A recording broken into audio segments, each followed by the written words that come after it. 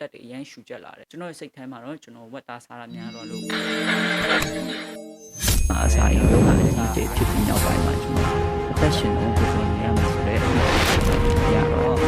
ဟုတ်တယ်ဆိုကျွန်တော်အစာအိမ်ယောဂလန်ခီကိုပဲအချိန်ကနေစပြီးတော့ရှောက်ခဲ့ရလဲဆိုတော့ကျွန်တော်2024ခုနှစ်ကနေကျွန်တော်စပြီးတော့ဒီလန်ခီကိုရှောက်ခဲ့ရတယ်ဒါပေမဲ့ကျွန်တော်ဖြစ်တာတော့2023ခရက်ကနေကျွန်တော်ဖြစ်တယ်ဒါပေမဲ့လည်းကျွန်တော်မသိခဲ့ဘူးကျွန်တော်ကျွန်တော်ဒီတိုင်းတာမှန်အစာမလို့နားတယ်လို့ပဲကျွန်တော်ထင်ခဲ့ပြီးတော့ကျွန်တော်မြန်မာဆေးတွေတောက်တယ်စီကန်းသွားတယ်စီကန်းပေးတဲ့ဆေးတွေတောက်တယ်အဲ့လိုနဲ့ပဲကျွန်တော်ကျင်လည်ခဲ့တယ်ဒီ2023မှာတော့အဲ့တော့ကတော့ကျွန်တော်ကဒီအစာအိမ်နဲ့ပတ်သက်တဲ့ဥဒ္ဒတာတွေကျွန်တော်မှနည်းနည်းမှမရှိခဲ့ဘူးတိလည်းမတိခဲ့ဘူးပေါ့နော်ဘာလို့လဲဆိုတော့ကျွန်တော်ရဲ့ဒီအတိုင်းဝိုင်းမှာလည်းဘယ်သူမှဒီအစာအိမ်ယောဂနဲ့ပတ်သက်ပြီးတော့ဖြစ်တဲ့လူမရှိသေးဘူးဆိုတော့ကျွန်တော်ကမတိခဲ့ဘူးပေါ့နော်နောက်ပိုင်းဒီ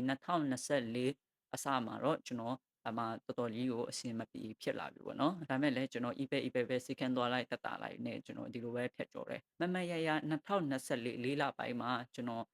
အလောက်ကလူတွေနဲ့ကျွန်တော်ဒီ buffet ပေါ့နော်သွားစားခဲ့တယ်အမှကိုရီးယားဆိုင်ရာ buffet ကိုသွားစားတယ်အဲ့ချိန်မှာကျွန်တော်တို့ဒီသုံးထက်သားတွေပေါ့နော်ဝတ်သားတွေကျွန်တော်စားတယ်ကျွန်တော်ဝတ်သားတော့အလောက်မကြိုက်ပါဘူးကျွန်တော်ဝတ်သားတော့တိတ်မစားအောင်ကျွန်တော်ကင်ချီတော့တော်တော်စားခဲ့တယ်ကျွန်တော်ပွင့်လင်းပြောရမယ်ဆိုရင်အဲ့တော့ကျွန်တော်သွားစားတော့အဲ့ဆိုင်မှာရင်ကောင်းနေကျွန်တော်တွေးခဲ့တယ်စိတ်ထဲမှာတော့ကျွန်တော်မတိုးမတန့်နေဖြစ်တယ်ပေါ့နော်ဒါပေမဲ့လည်းကျွန်တော်ကတခါတလေပဲဆိုတဲ့စိတ်နဲ့ကျွန်တော်ကဒီကင်ချီတွေကိုတော်တော်များများစားခဲ့တယ်ကျွန်တော်ပြောချင်တာကင်ချီကြောင်တို့ဝတ်သားကြောင်တို့ပြောတာမဟုတ်ပါဘူးရင်ကောင်းတို့မတန့်ရှင်းတဲ့အစားအစာတွေကြောင်ပေါ့နော်အဓိကအဲ့တော့ကျွန်တော်ကအမှဘူဖေးကင်ချီနဲ့ဝတ်သားကိုကျွန်တော်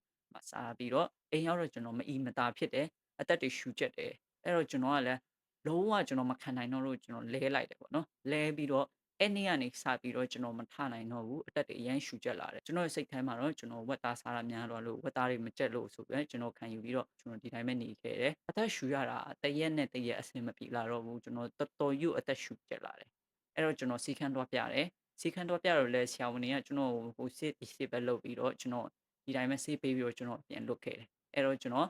ဆေးတွေပြန်တောက်တယ်ဒါပေမဲ့ကျွန်တော်မတက်တာခဲ့ဘူးနောက်ပိုင်းကျွန်တော်ဘယ်လိုပြန်ဖြစ်လာလဲဆိုတော့ကျွန်တော်ရင်ဘတ်တွေကအရန်ပူလာပြီးတော့ကျွန်တော်ရဲ့ဒီ bike ကိုဒီအစာအိမ်ကိုကျွန်တော်မီးစားနဲ့ထိုးသလိုကျွန်တော်ခံစားရလာတယ်